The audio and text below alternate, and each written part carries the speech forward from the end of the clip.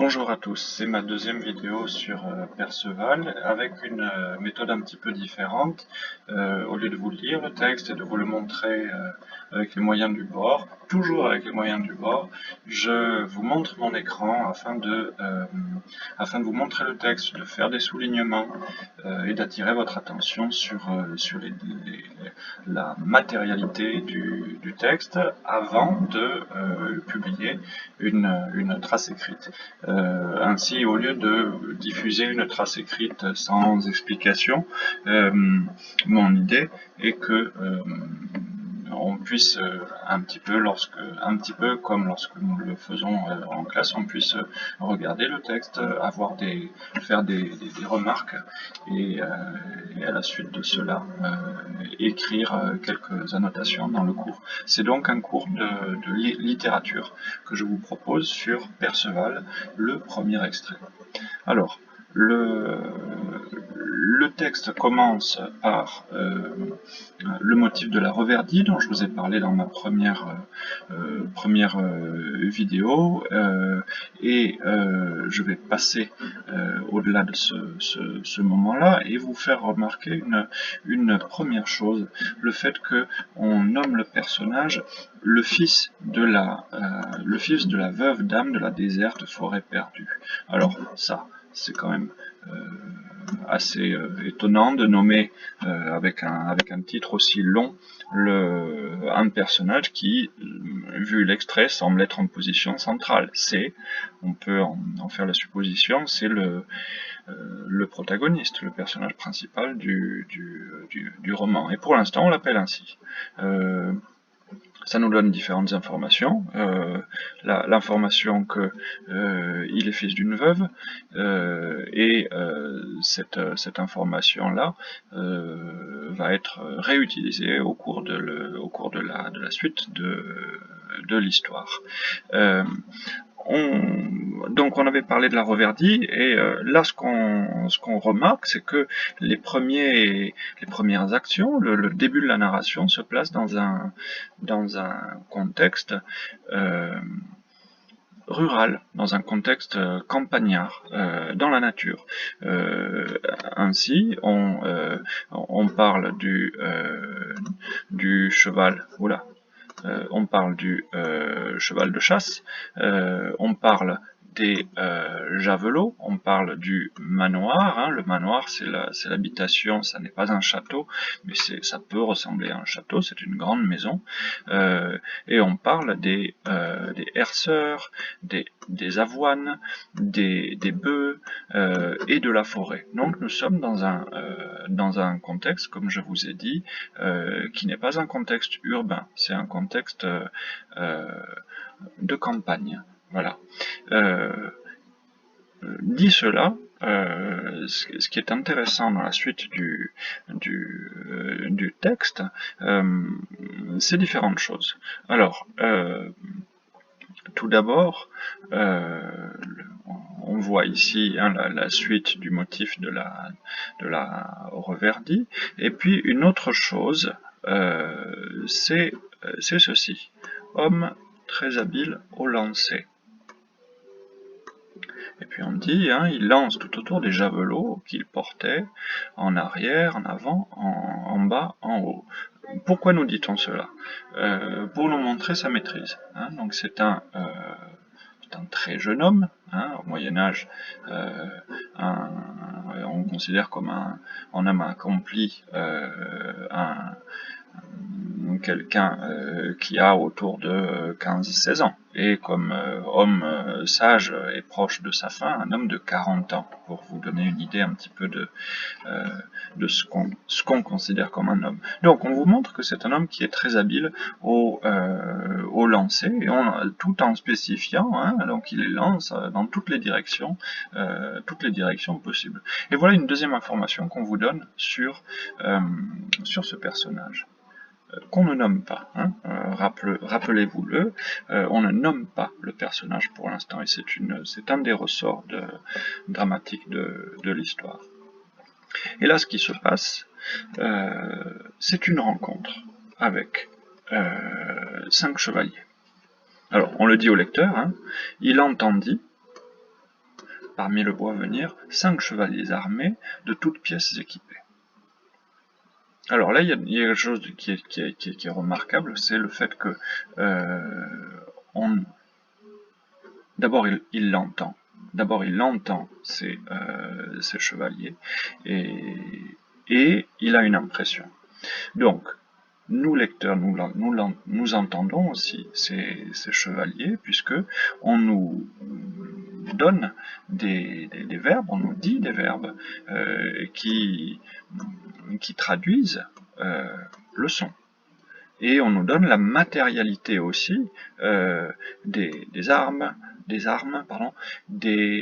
branches de chêne, de charme, donc un autre arbre, et on nous donne des détails sur des détails concrets sur les équipements des chevaliers. Écu, c'est-à-dire un bouclier, maille, c'est-à-dire ce qui constitue ce qu'on appelle la cotte de maille. On passe en deuxième page. Vous avez vu comme c'est, comment on peut appeler ça, comme j'ai fait ça un petit peu à la débrouille. Donc on voit les haubers, puis on a aussi un autre verbe, crisser. Et puis le texte dit tout raisonner, boire ou faire des écus et des haubers. Le jeune homme entend, mais sans les voir, ce qui arrive à vive allure, il s'en émerveille et il se dit « Sur mon âme, elle a dit vrai madame ma mère quand elle m'a dit que les diables sont la plus effrayante chose du monde. » Et donc, il les entend et il en a peur. Il les entend et il les associe à des diables. Et il se fait ces remarques-là. Et puis il se fait des remarques en quelque sorte très primales, très primitives, hein, puisque vous voyez que on vous l'a montré utiliser ses javelots avec maîtrise, et voilà le réflexe qu'il a, hein, je serai si prompt à frapper le plus fort d'entre eux d'un de mes javelots que je porte, que certes aucun des autres ne s'approchera de moi, j'en suis sûr. Donc, audition, peur, réaction agressive, réaction guerrière. Ça définit le personnage. Et là, retournement. C'est-à-dire que on vous dit, le texte, le Chrétien de Troyes vous dit avant de les voir. Mais, donc je reprends le texte, mais quand il les vit tout en clair, donc à découvert, au sortir du bois à découvert, voilà justement, il vit les haubers, hein, c'est-à-dire les cottes de mailles étincelants, les aumes, c'est-à-dire les casques, enfin ce qui couvre la tête, clairs et brillants, les lances et les écus, chose qu'il n'avait jamais vue, et quand il vit le vert et le vermeil reluire en plein soleil, l'or et l'azur et l'argent, il trouva cela vraiment beau et noble, et s'écria « Ceci, doux Seigneur, pardon, ce sont des anges que je vois là. » Hein, et c'est bien mauvaise action d'avoir dit que c'était des diables, et c'est reparti avec ma mère qui a dit ceci, ma mère qui a dit cela, et je vais faire ceci et cela comme ma mère me l'a dit. Et donc, il compte les discours, on peut le dire, un petit peu ridicules pour vous, pour moi, mais aussi pour les lecteurs de l'époque, ces discours un peu ridicules ont lieu à nouveau. Et donc nous voyons notre personnage qui se jette à terre, récite son credo, sa prière, hein, et qui s'apprête à rencontrer les chevaliers. Le chef des chevaliers, donc la narration continue, le chef des chevaliers le voit, et dit cela. Donc il dit cela à ses camarades. N'avancez plus. Ce jeune homme, en nous voyant de peur, est tombé à terre. Si tous ensemble nous allions vers lui, il pourrait, je pense, avoir si grand peur qu'il en mourrait, et ne pourrait répondre de rien à ce que je demanderais.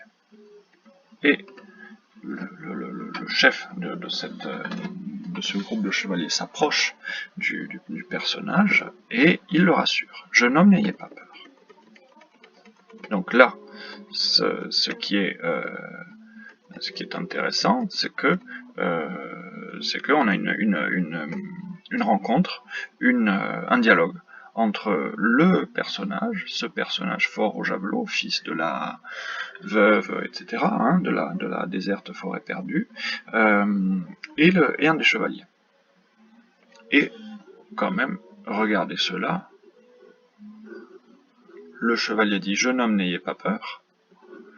Et notre personnage dit « Mais je n'ai pas peur par la foi que je porte au Dieu sauveur, êtes-vous Dieu ?» Donc le personnage entend les chevaliers, il a peur, il pense que ce sont des diables, les voit, il pense que ce sont des anges, et leur parle, et il dit « Êtes-vous Dieu ?» C'est quand même... ça fait sourire. Non vraiment, qui êtes-vous? Je suis un chevalier. Je n'ai jamais connu le chevalier, dit le jeune homme, je n'en ai jamais vu aucun, jamais je n'en ai entendu parler, mais vous êtes plus beau que Dieu. Ah, si je pouvais être pareil, tout de lumière et fait comme vous. Alors, je reviens, ça me rappelle une chose, c'est-à-dire que avant, il y a une chose dont je vous avais parlé, c'était les haubers, les lances, les écus, donc il y a du métal, il y a du bois, il y a du cuir aussi. Mais une autre chose que vous remarquerez, qui est un grand décalage avec le monde rural, le monde de la nature, le monde de la campagne, c'est cela. L'or, l'azur et l'argent.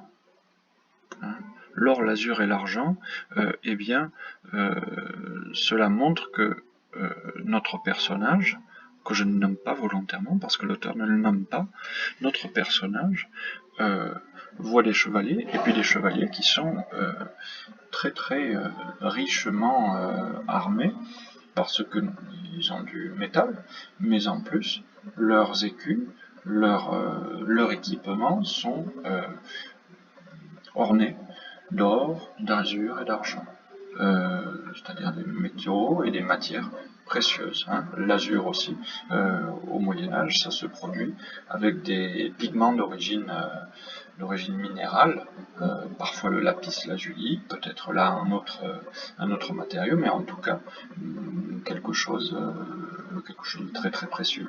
Donc, décalage entre le monde de la campagne et le monde de la chevalerie.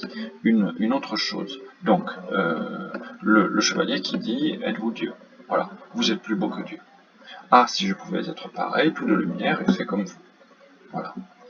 Le chevalier, chef, appelons-le le chef, le chevalier, pose une question à notre personnage. As-tu vu, etc. Donc il pose cette question. As-tu vu ce jour, dans cette lande, 5 chevaliers et 3 jeunes filles?